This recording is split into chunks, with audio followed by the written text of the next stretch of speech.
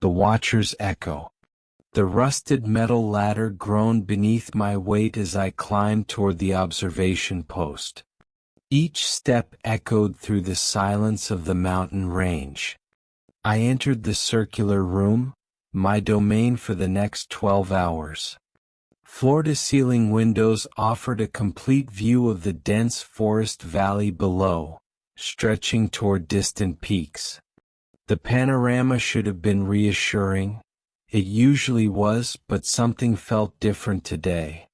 I set my backpack down and noticed an unusual stillness.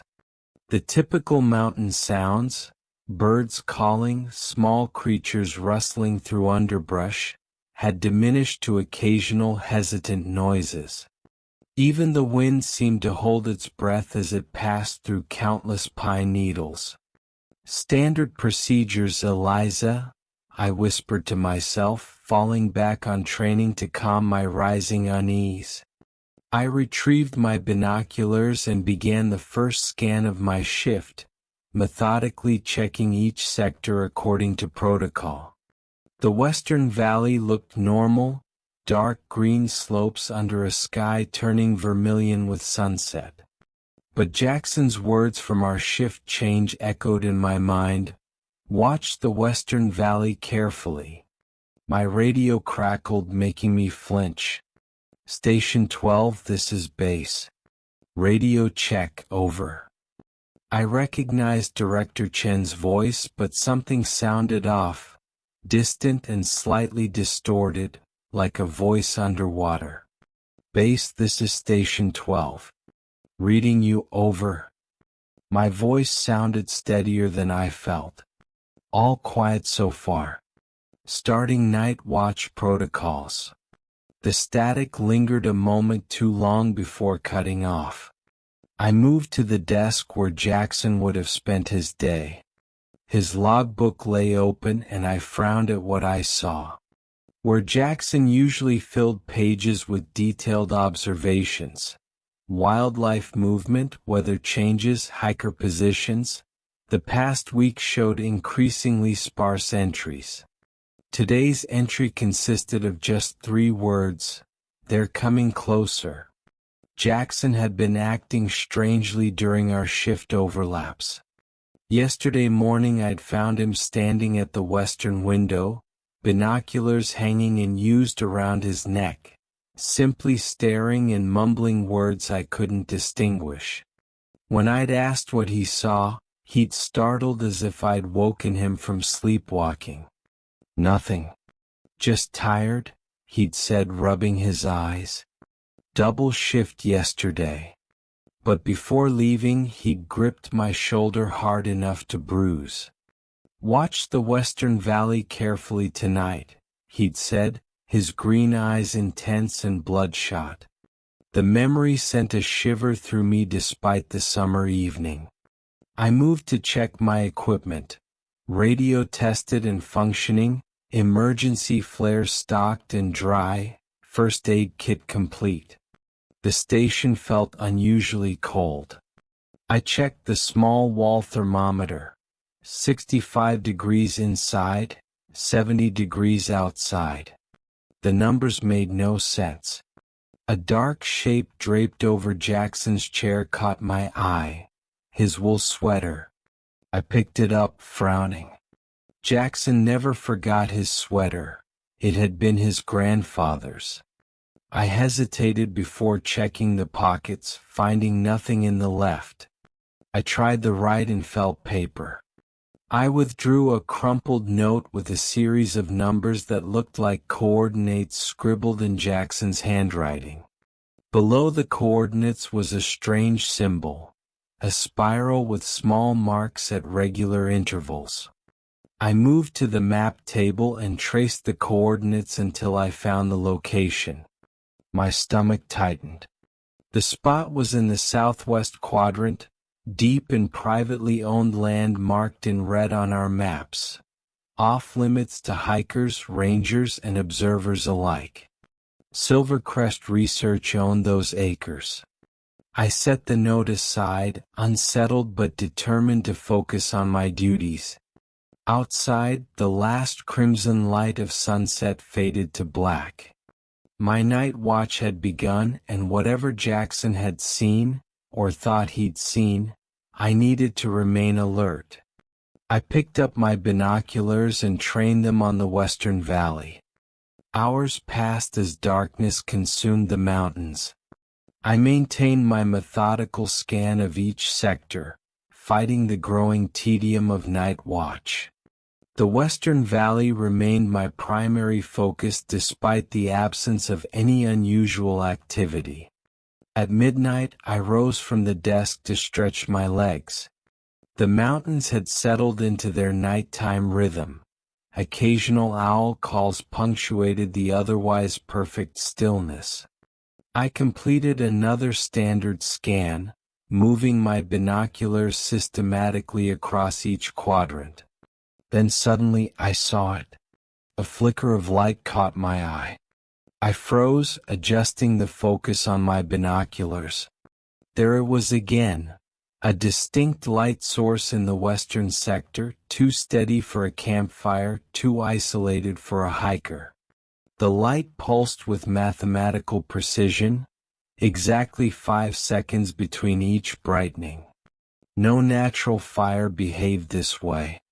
I reached for Jackson's note and the sector map. The coordinates he had scribbled matched precisely with the location of the light. My skin prickled with goosebumps. Whatever had fixated Jackson was there right now, sending out rhythmic pulses of light into the darkness. I grabbed my radio, pressing the transmission button firmly. "Base, this is Station 12. I have visual on an unknown light source in the western sector. Grid coordinates Sierra 7. Possible unauthorized activity, over." Chen's response came after an unusually long pause. "Station 12, can you confirm the exact location, over?" I checked the map again, matching the pulsing light to Jackson's coordinates.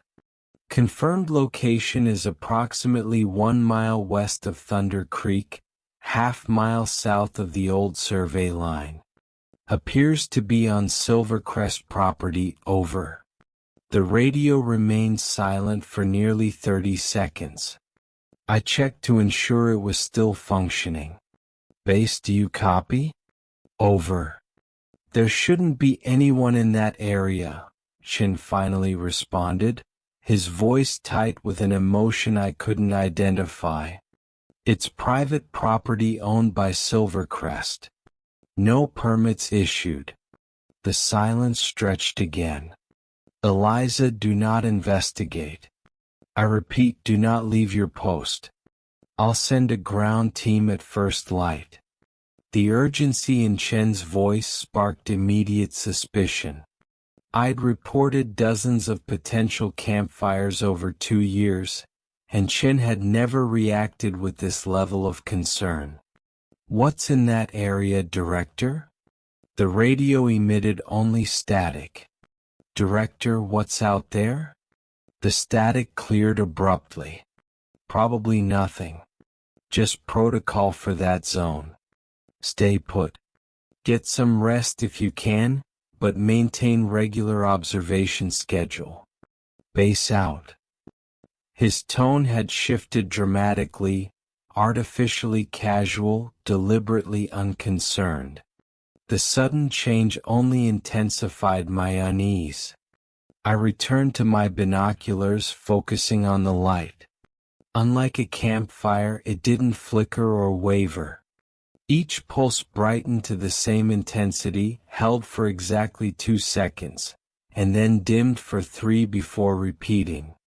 The surrounding trees cast long, unnatural shadows that stretched and contracted with each pulse.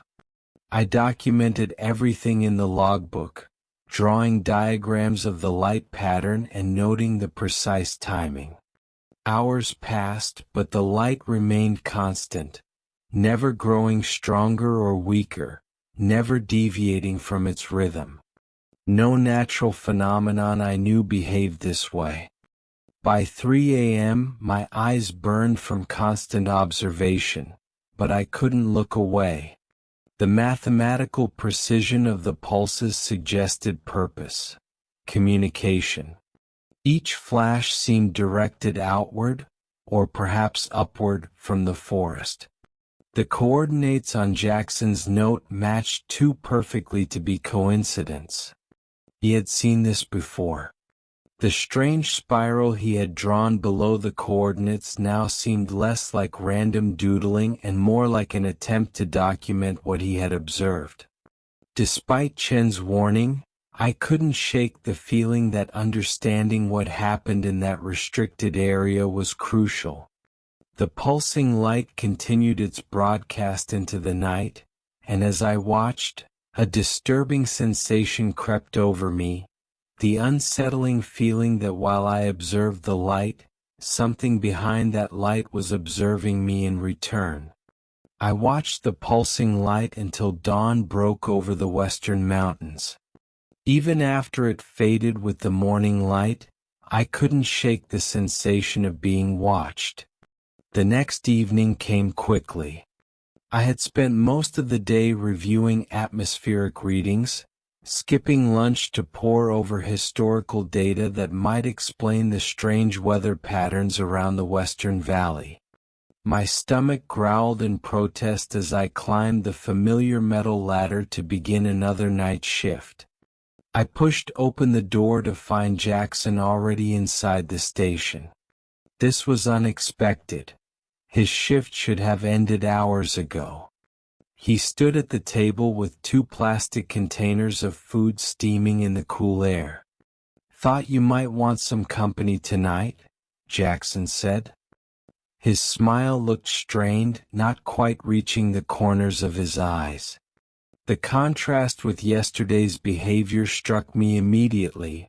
Where he had been distant and almost trance-like, now he appeared overly friendly. "Thanks," I said, surveying the spread of what looked like curry and rice. "I'm starving." The aroma of spices filled the small space. I sat down across from him, genuinely grateful for the meal despite my suspicion. My hunger overrode caution.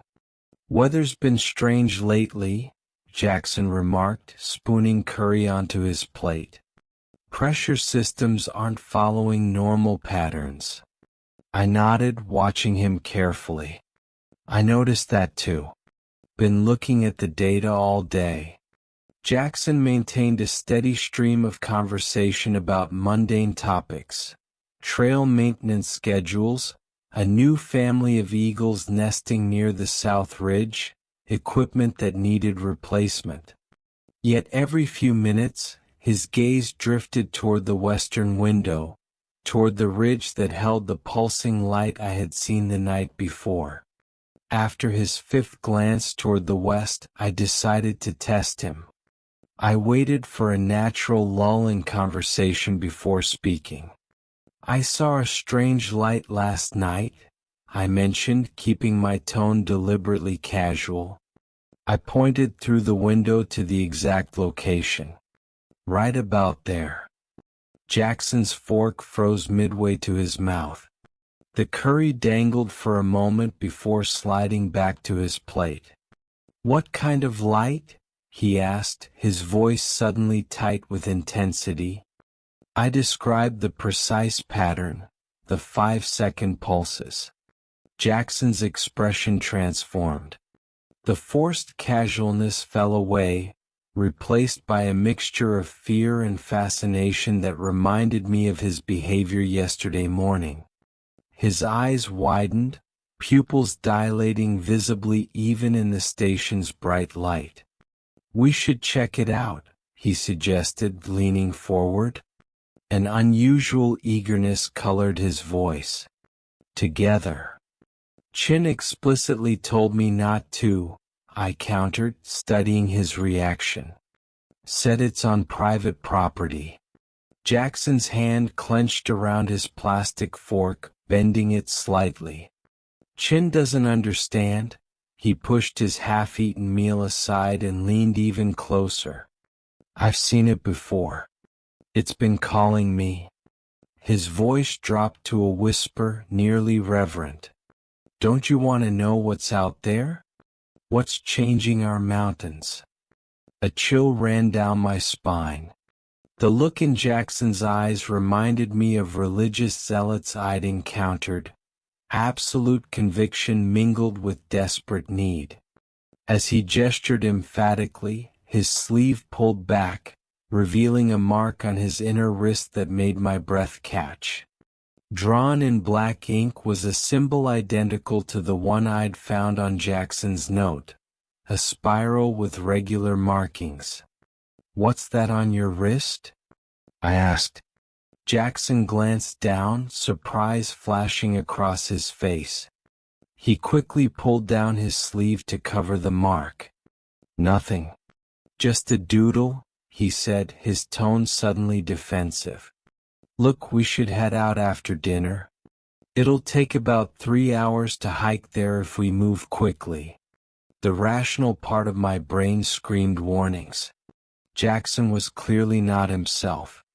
The symbol, his fixation on the light, and the sudden personality shifts all pointed to something profoundly wrong. Yet beneath my concern lurked a growing curiosity that I couldn't suppress. Okay, I agreed, surprising myself. Let me grab my gear. I moved to collect my backpack, radio, and flashlight, all while watching Jackson from the corner of my eye. He stood at the western window, staring into the gathering darkness, his fingertips pressed against the glass like someone testing the boundary of another world. Something was clearly happening to Jackson, and the pulsing light in the western valley seemed to be the key. Despite my better judgment, I needed to understand what drew him to that section of the mountains. I watched Jackson pack his backpack. The same man who'd appeared disoriented and trance-like yesterday morning now moved with unnerving purpose.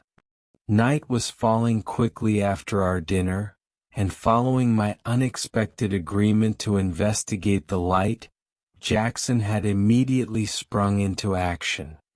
Take extra batteries, Jackson said, tossing me a sealed package. And water, at least 2 bottles. I slipped the batteries into my pack alongside my flashlight, compass, first aid kit, and protein bars. My ranger training had ingrained these basics into me, but something felt fundamentally wrong about preparing for this expedition. The station was my post. Abandoning it went against every protocol. Ready? Jackson stood by the door, his own pack secured, a flashlight already glowing in his hand. I nodded, though I felt anything but ready. The weight of my radio pressed against my hip, a constant reminder of my professional obligation. Chen's warning echoed in my mind, do not investigate. I shouldered my pack anyway. We descended the metal ladder in silence, each rung clanging beneath our boots. The familiar sound now felt like accusations. The mountains stretched before us, darker and more forbidding than I had ever seen them. The moment we stepped beyond the clearing surrounding the station, the atmosphere changed.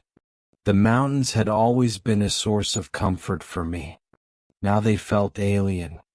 The normal evening chorus of insects and birds had diminished to near silence, with only occasional isolated calls punctuating the stillness. It's too quiet, I whispered, my voice sounding intrusive in the strange hush. Jackson didn't respond. His attention focused entirely forward toward the western valley. He consulted his compass, adjusted our course slightly, and moved ahead with such confidence that he might have been following a marked trail. But there was no trail here, just undergrowth and trees. You seem to know exactly where we're going, I observed, ducking under a low-hanging branch. I can feel it, Jackson replied without turning. It's pulling me. We walked for 20 minutes in silence.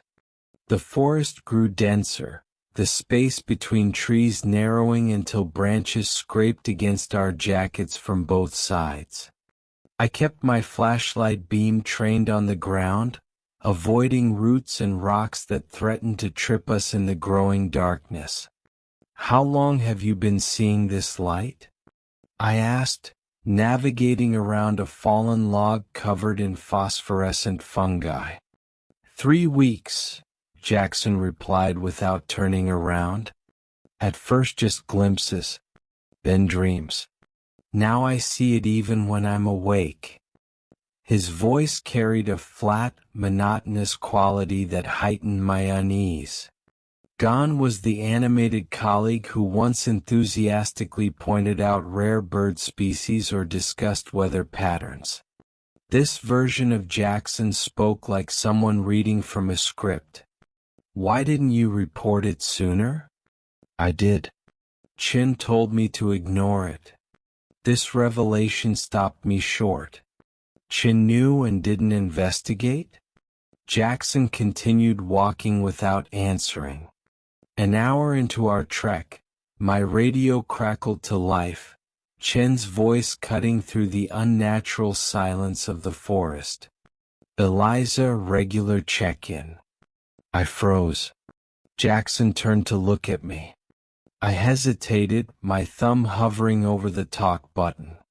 Every part of my training demanded honesty, but something stronger, concern for Jackson, curiosity about the light, or perhaps simple fear of what Chin might do if he knew, pushed me toward deception. I pressed the button. All clear at the station. Nothing to report. The lie tasted bitter. I waited for Chen's response, half expecting him to challenge my report. Good. Next check-in at midnight. Base out. The static died, leaving only the weight of my dishonesty hanging in the air. Jackson gave me a small nod before turning and continuing forward. The terrain grew increasingly challenging. The gentle slopes of the western mountains gave way to steep inclines and sudden drops. Our path narrowed until it became little more than a game trail, then vanished entirely. Yet Jackson never slowed or hesitated. He moved forward with the certainty of someone who had walked this path 100 times. You said you've never been here before? I called ahead, my breath coming faster as we climbed a particularly steep rise. I haven't, he confirmed. Then how do you know where to go? Jackson paused, turning to look at me in the beam of my flashlight. His face appeared gaunt, the shadows deepening the hollows of his cheeks. I just know. As we continued, I noticed a disturbing pattern in the surrounding vegetation.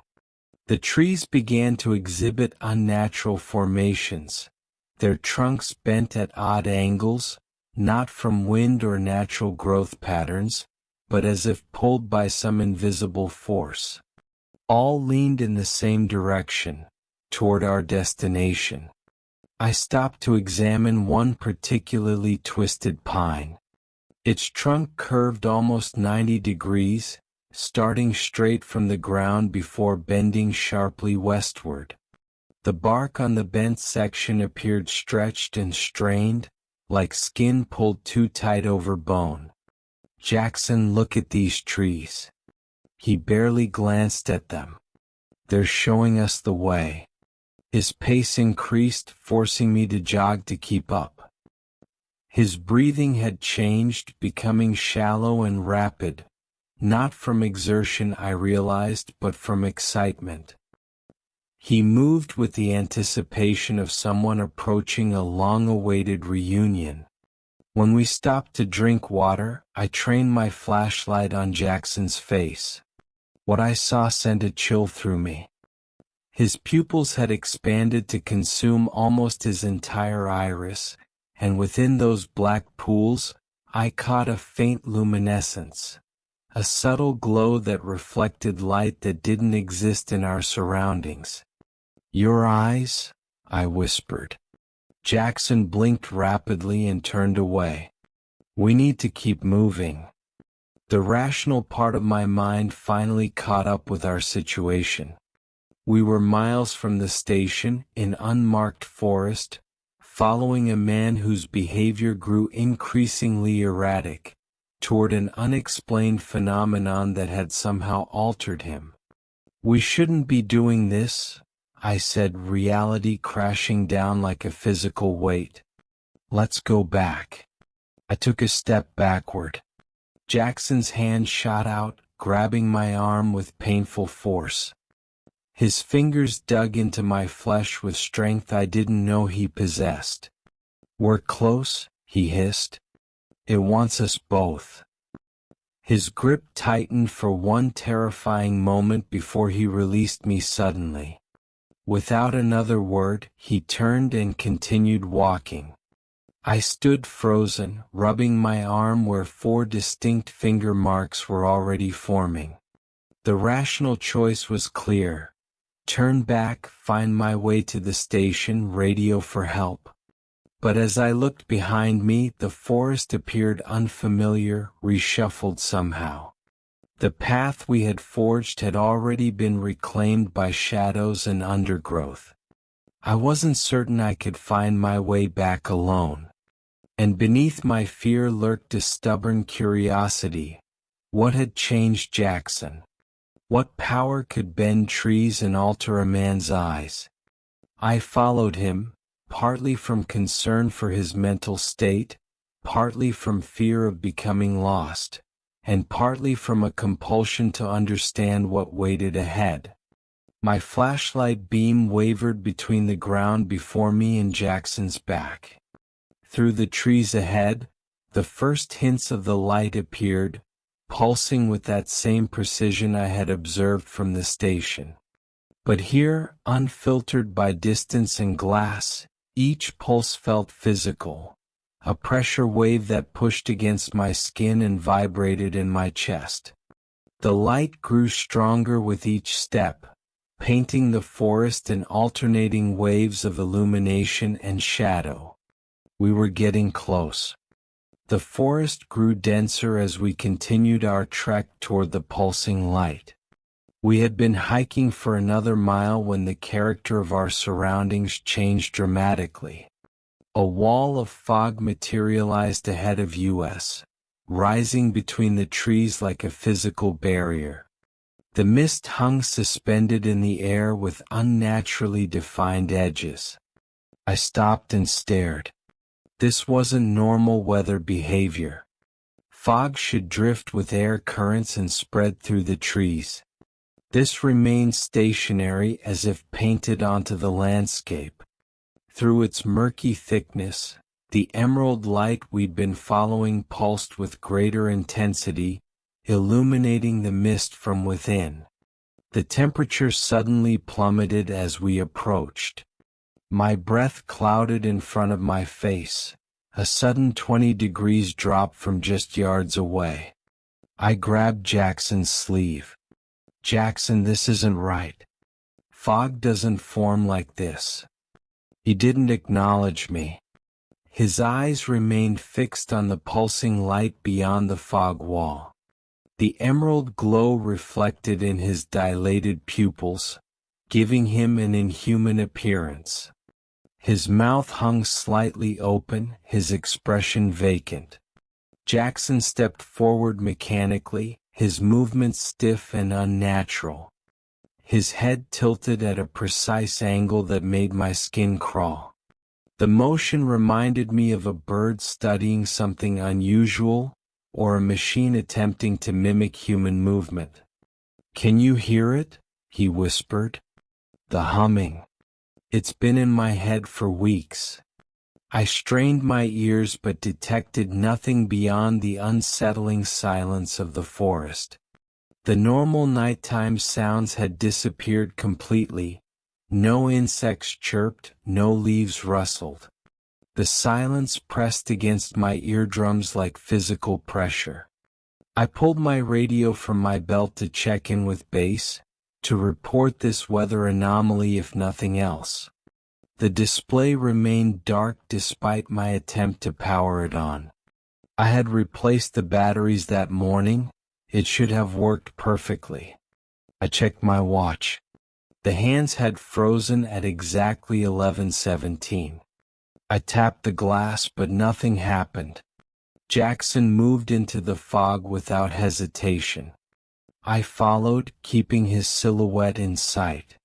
The mist enveloped us, reducing visibility to just a few feet. It felt different from normal fog, thicker, almost viscous. It coated my skin with an oily residue that tingled unpleasantly. I wiped my face with my sleeve but couldn't remove the sensation. Jackson's behavior deteriorated further as we pushed through the dense mist. He began walking in perfectly straight lines, turning at exact right angles. His feet lifted and placed with robotic precision. No human moved this way naturally. It looked choreographed, as if something else controlled his movements. "Jackson," I called. "We need to go back." He stopped and turned to face me. When he spoke, his voice sounded doubled, his familiar tone layered with something deeper, resonant, as if two voices emerged simultaneously from his throat. "We're invited," he said, pointing ahead with a rigid arm. "Special guest. The spiral has been waiting for us." My heart hammered against my ribs. Every instinct screamed danger. Everything about this situation violated natural law. I should run, find my way back through the forest and report what I'd seen. Yet curiosity pulled me forward like an invisible rope. What had changed Jackson? What force bent trees and created unnatural fog? The light grew brighter ahead, pulsing with that same perfect 5-second rhythm. The fog thinned slightly, revealing the source of the light. Before us spread a perfect circle of cleared forest, too geometrically precise to have occurred naturally. No stumps remained where trees should have stood. The ground appeared swept clean of debris. Jackson entered the clearing with ceremonial slowness. Despite my fear, I followed him into the space, drawn by a need to understand what we faced. The emerald light pulsed stronger here, seeming to emanate from the very air. I stepped fully into the circle, the residue from the fog still clinging to my skin, my radio dead at my hip and my watch frozen in time. Whatever waited here existed outside normal reality, and we had just accepted its invitation. Before me spread a perfect circle carved from the forest, exactly 40 yards in diameter. My ranger's eye, trained to spot natural patterns and irregularities, immediately registered the impossible precision. No forest clearing formed such a geometrically perfect circle. No natural process could space the perimeter trees at such mathematically exact intervals. The ground inside the circle had been swept clean of all debris, no fallen leaves, no twigs, no underbrush, just bare, packed earth marked with intricate geometric patterns. Concentric circles intersected with straight lines and triangles, creating a complex design that seemed to pull my gaze toward its center. The patterns looked fresh carved, the exposed soil darker than the surrounding dirt. At the precise center burned what I first took to be a fire, but quickly realized was something else entirely. The flames rose in a perfect spiral, undisturbed by the breeze that rustled through the surrounding forest. The colors shifted in a hypnotic rhythm, transitioning from deep smoldering green to an electric teal that hurt my eyes. Despite its size and apparent intensity, I felt no heat radiating from it. The surrounding ground showed no scorch marks. No smoke rose from the flames. Jackson walked several paces ahead of me into the clearing, his movements still possessing that unnerving mechanical precision. "It's beautiful," he whispered, his face bathed in the pulsing light. "It's been calling me, showing me things." He took several more steps forward, moving directly toward the column of flames. The strange fire seemed to respond to his approach, the pulses quickening like an excited heartbeat. "Jackson, stop!" I shouted, lunging forward. My fingers brushed against the fabric of his jacket but couldn't get a grip. He turned back toward me, the serene smile on his face contrasting with the wild, dilated pupils of his eyes. The reflection of the flame danced across his features, but something else glowed from within him now. "It's not fire at all," he said, his voice calm and certain. "It's a door." Jackson continued walking. The distance between us grew as my feet suddenly felt heavy. I wanted to run after him, but my body refused to cooperate. A strange pressure held me in place. The column of flames responded to Jackson's approach. Tendrils of green-blue light extended outward like searching fingers.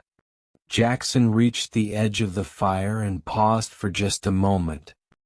He turned to look at me one last time, that same serene smile fixed on his face. Then he stepped forward. I screamed as the flames engulfed him. My mind expected charred flesh, agonized screams, and the smell of burning hair. None came. Instead, Jackson stood perfectly still within the column of fire, his body illuminated from within as if his skin had become translucent.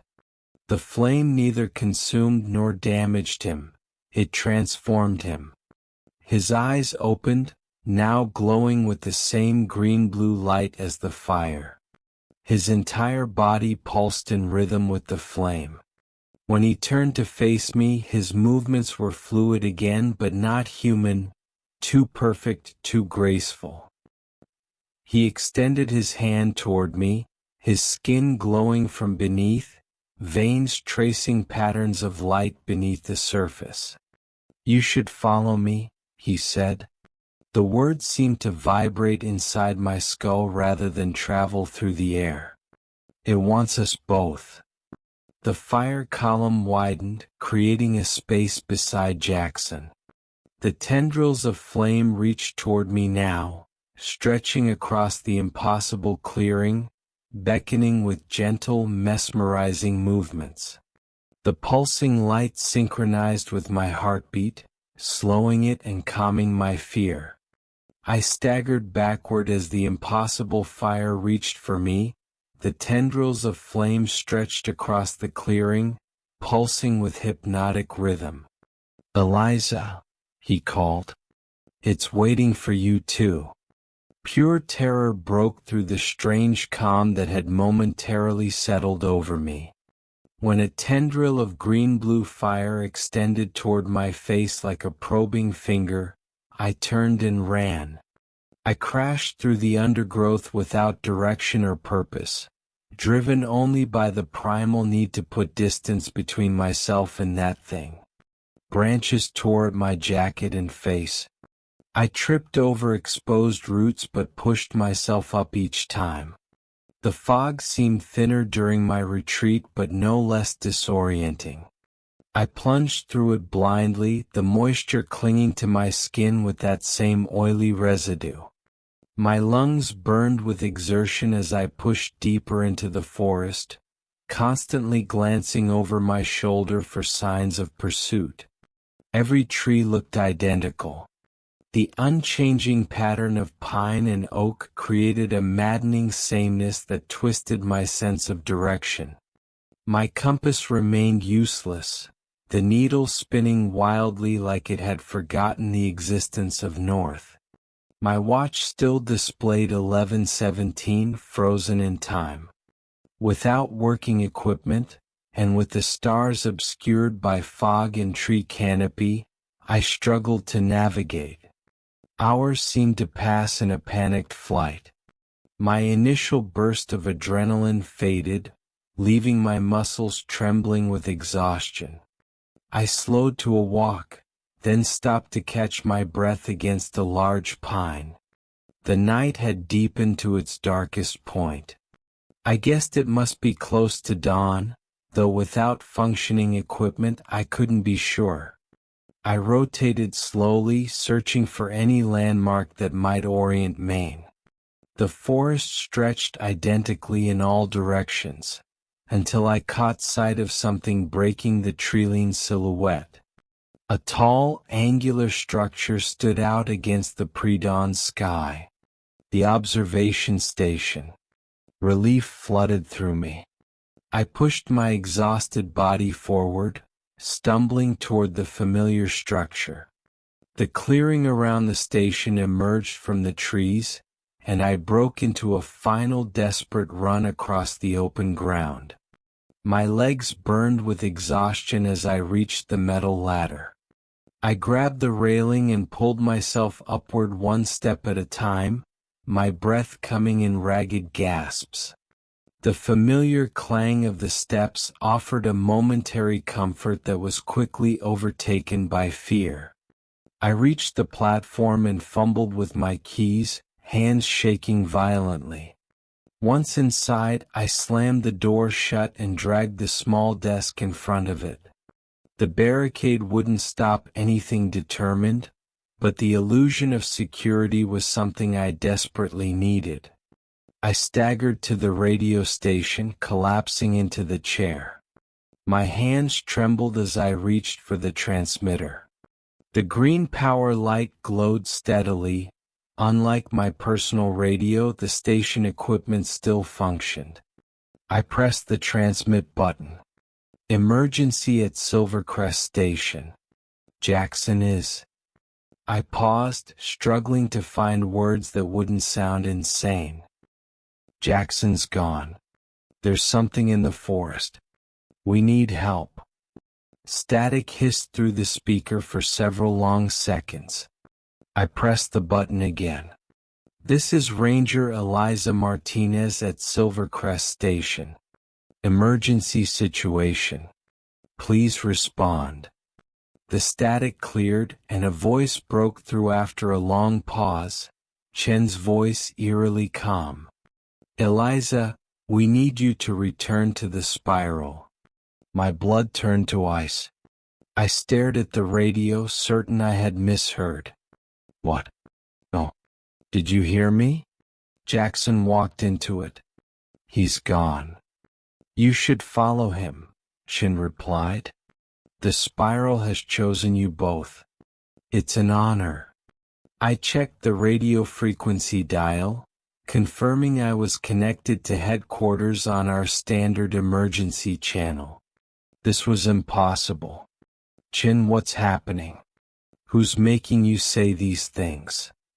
You should follow me, Chen repeated, using the exact phrase Jackson had spoken in the clearing.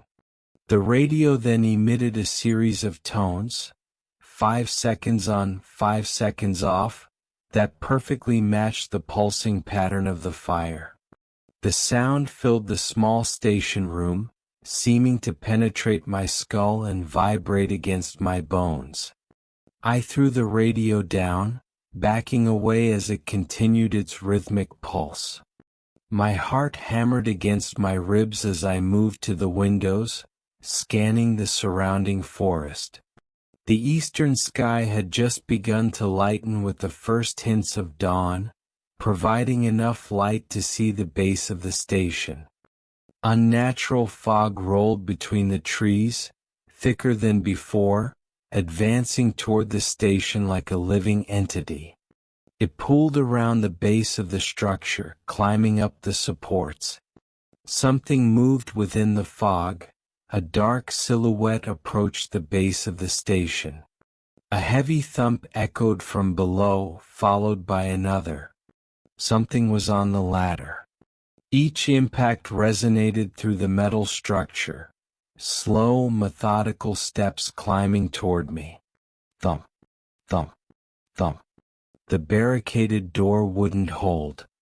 I backed toward the western window, looking desperately for escape as the steps grew closer. The thumping continued up the ladder, footsteps that shook the entire station. Dawn broke over the western mountains, but its light seemed dimmer than it should have been. I glanced outside to see why. The fog had completely encircled the station, forming a perfect ring that cut the structure off from the rest of the forest.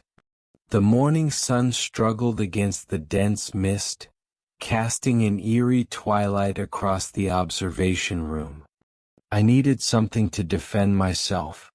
The station didn't stock firearms, but there had to be something. I yanked open drawers, rifled through cabinets, and searched every corner of the small space while the footsteps drew closer.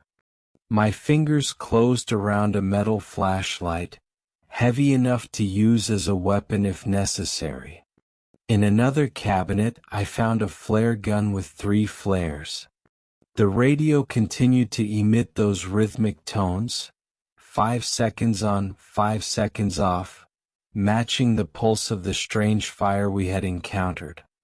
I yanked its power cord from the wall, but the tones continued, somehow broadcasting without electricity. Thump, thump, thump. The door shuddered under a heavy impact, the desk I had pushed against it sliding an inch across the floor. I didn't have much time. My eyes fell on the logbook still open on the desk. The logs might contain information, clues about what was happening. I grabbed it, flipping through pages while keeping one eye on the door.